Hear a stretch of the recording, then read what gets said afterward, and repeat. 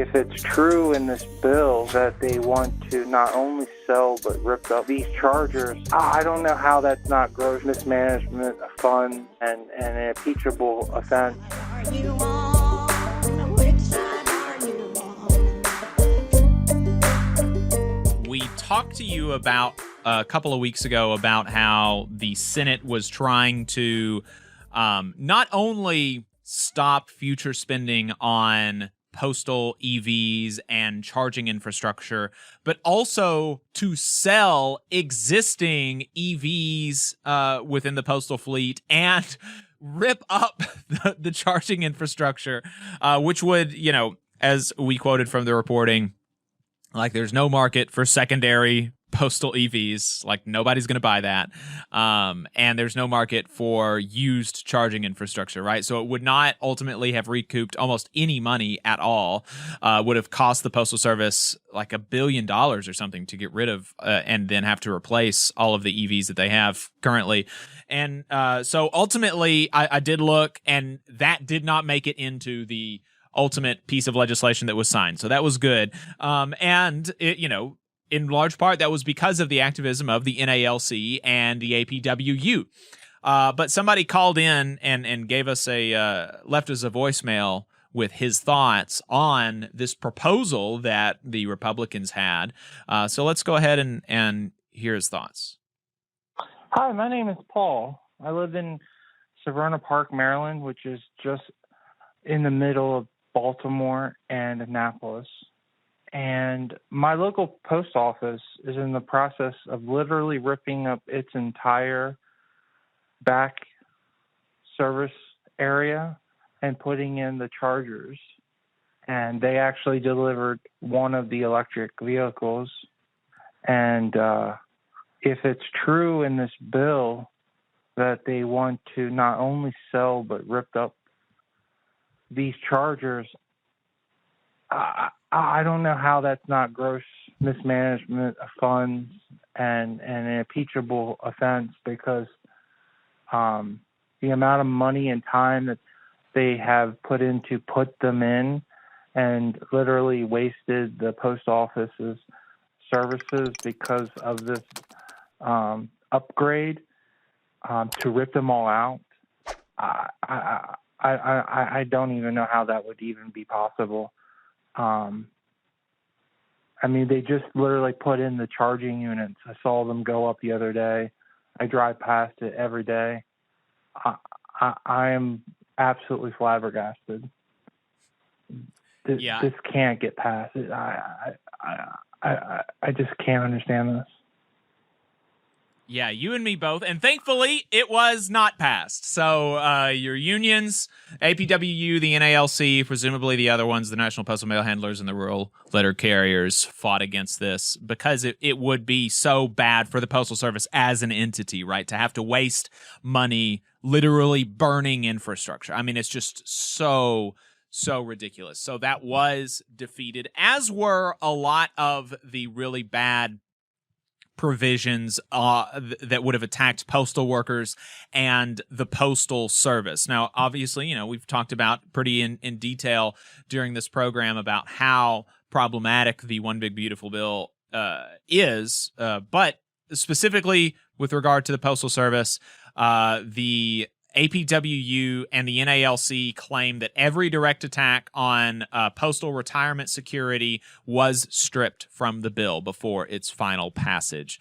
So I think there's some other good news as far as, a lack of attack on postal workers. I don't think there's anything, positive that came out of it, but at least there is the absence of direct attacks. Adam, what were some of the other highlights as far as what got taken out? Yeah, I mean, it could have been a lot worse. And, we've talked about it throughout the day. We know this is a $4.5 trillion tax cut for the ultra wealthy, paid for by the working class.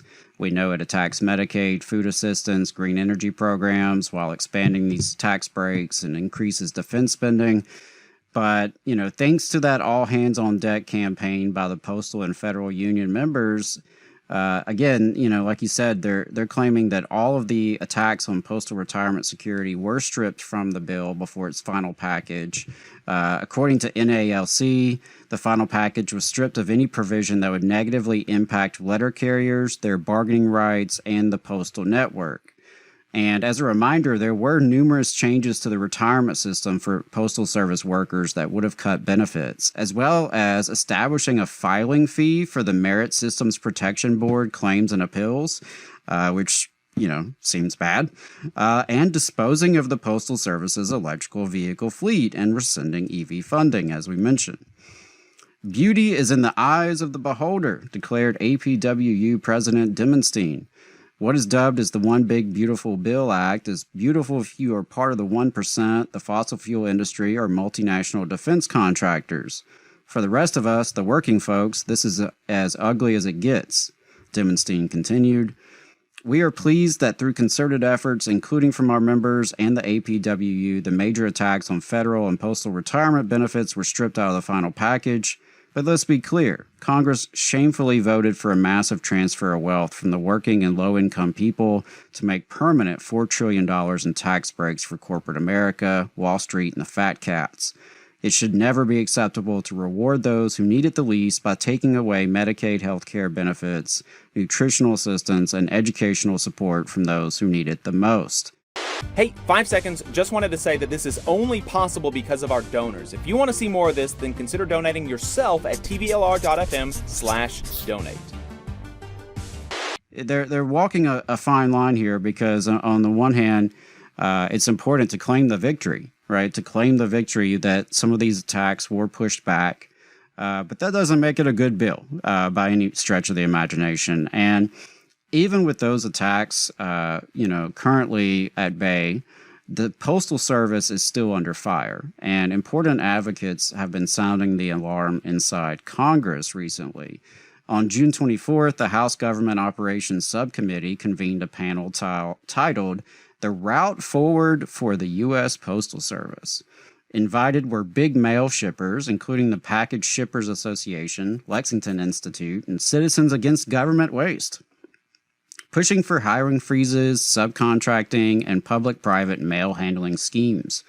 As critics note, these proposals pave a path toward full or at least partial privatization of the USPS. Voices countering those came from labor. Earlier mentioned APWU President Mark Dimenstein. He had written testimony that declared privatization offers the illusion of profit, but costs will instantly rise for the majority of businesses and customers. And of course, he was on our show a few weeks ago and brought up the experience in Europe, where some countries did privatize the Postal Service, and that's exactly what happened. He underscored USPS's mission, quote, to bind the nation, provide prompt, reliable services to all communities. And he asserted that it must remain an independent, non-taxpayer-funded public service. Also testifying was NALC President Brian Renfro, drawing sharp attention to life and death risk faced by letter carriers.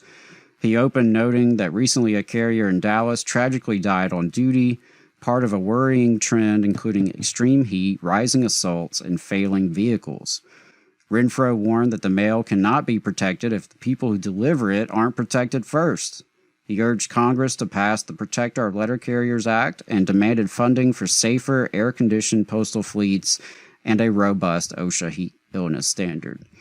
So we've got the public versus private aspect, right? And privatization may please shareholders, but Dimenstein warns that it inevitably raises costs, especially in rural and low-income areas. And we've got the worker safety issue. From deadly heat to crime against carriers, USPS is an underprotected workforce. Renfro made the case that federal investment in vehicle modernization, heat protections, and criminal penalties is urgent. And the very idea of universal service is at risk. USPS delivers to every address in the United States, not just urban or profitable routes. Private carriers can't and won't serve these communities. Renfro stressed that over 52 million rural addresses depend solely on letter carriers. So here's how this plays out locally. When rural routes get cut or delivery slows, working families, especially in remote areas, feel it first. Farm bills, benefit statements, medicine, ballots, all are at risk. And when route carriers are unsafe, that's a community safety crisis.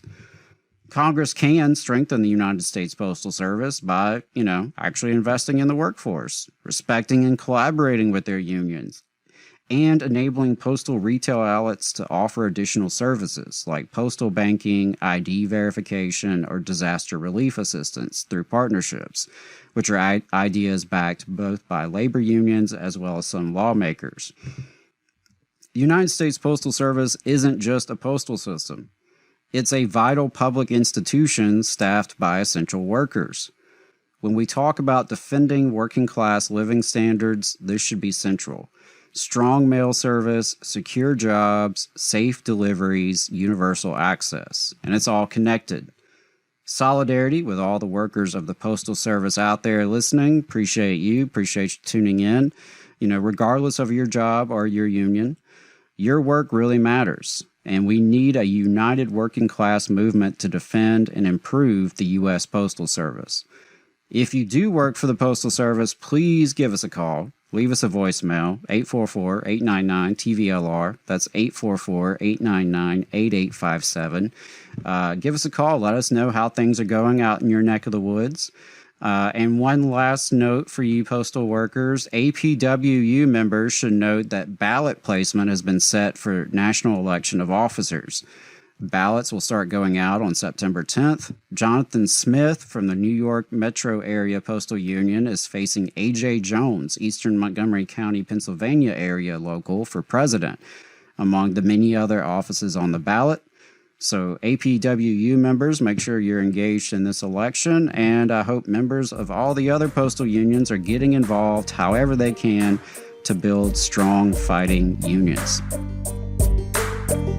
You just saw a clip from the Valley Labor Report. We are live every Saturday morning from 9:30 a.m. till 12:30 p.m. And we pride ourselves on keeping all of our content free to everybody so that we can talk to as many working folks as possible. If you support the work that we're doing, you think that it's important, you think that it's good, then consider making a monthly contribution to the project, and you can do that on our website, tvlr.fm.